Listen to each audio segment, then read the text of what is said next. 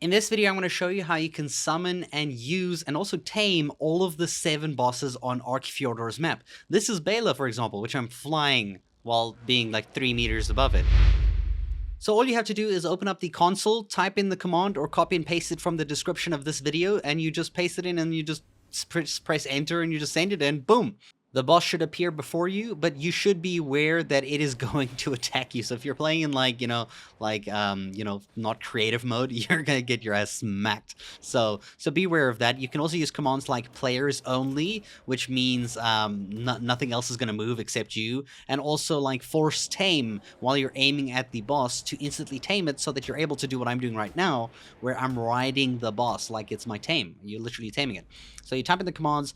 For some reason, HatiSkoll doesn't work the way it's supposed to. I've been trying a few times now. I'm gonna go test it in Asgard, but if you see when they spawn, they just explode. Poof. Like, just literally. I didn't even add that. That's actually how they disappeared. It just exploded. In Asgard, they just disappear. So I don't know why that's doing it. So I actually summoned them up from the actual, like, legitimate, like, boss arena kind of area. And then I just force tamed them to kind of get a feel of what they feel like. They kind of feel very much like what a Fenrir feels like. For the Broodmother is huge and wonky, and every time you ride it, it kind of like wobbles your whole screen. It's very unusual, like, and you feel huge when you're riding this thing. But surprisingly, when you're using the boss as a tame, it's actually not as strong as what they are when you actually fight them. Like they can be devastatingly strong in the actual boss arenas, but when you're taming them, it's not that great. It's kind of slow. It's weird. Like, look here, I'm just like punching around.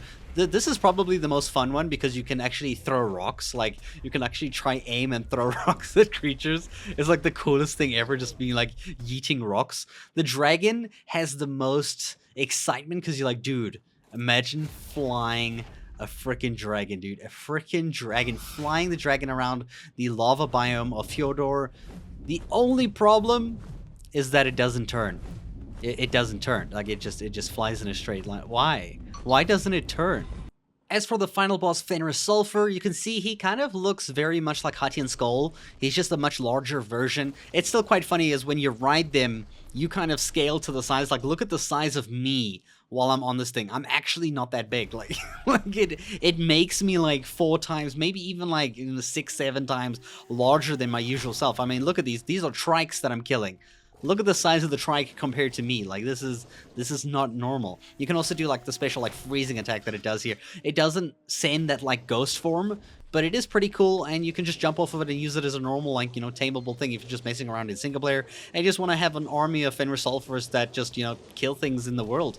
It's pretty great. You can spawn all of these things that I've shown you in the video. You can see all the commands in the description of this video if you want to try summon them in your world. It should work for PlayStation, Xbox, and PC, obviously. So yeah, have fun. I hope you guys enjoy, and thank you so much for watching.